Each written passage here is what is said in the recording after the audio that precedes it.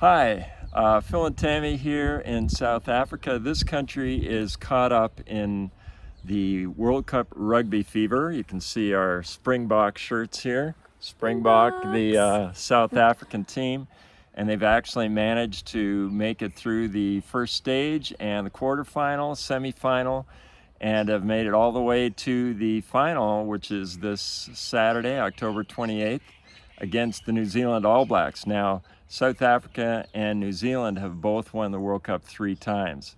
So it's who's going to take this one?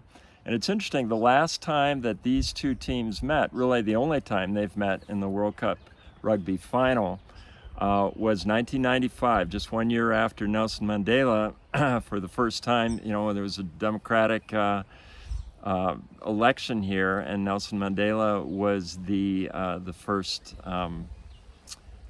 Black African president of this country. And it's interesting to see how this fever, this World Cup fever, is kind of gripping the nation.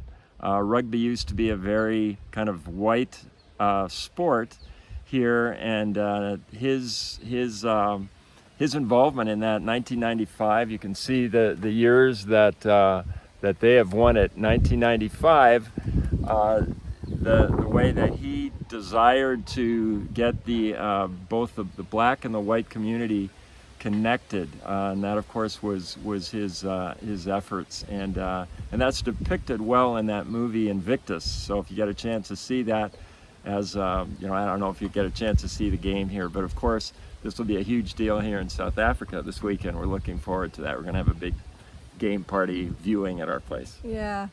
The big theme is like go for the gold, right? Go, and everyone's like, we walk around and people are in their shirts, and it's striving towards that goal, of course, and we'll see who the loser and the winner is, but that's it. And I was just reflecting a little bit on this country. Of course, when you sense events like this, you get a feel a little bit for the country you're living in. We're in South Africa right now. The feel that we're confronted with every day, and that wish of Nelson Mandela to bring this country together, we sense that divide living here. We sense the disparity. We're confronted every day with poverty around us, with systems that are broken. Still with, a lot of racism. A lot of racism, with rich and poor living next to each other. And it challenges Phil and I to think of, why we're here, what we feel called to do. And our tool that we feel God has given us is education.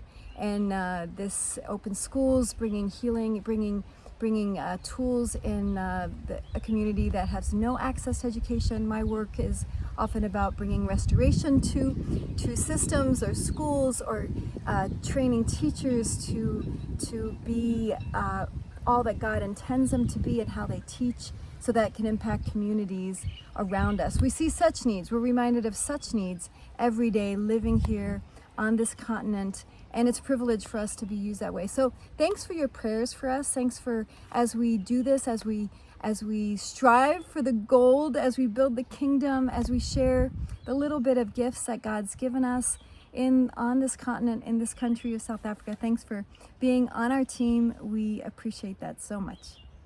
Go Springboks!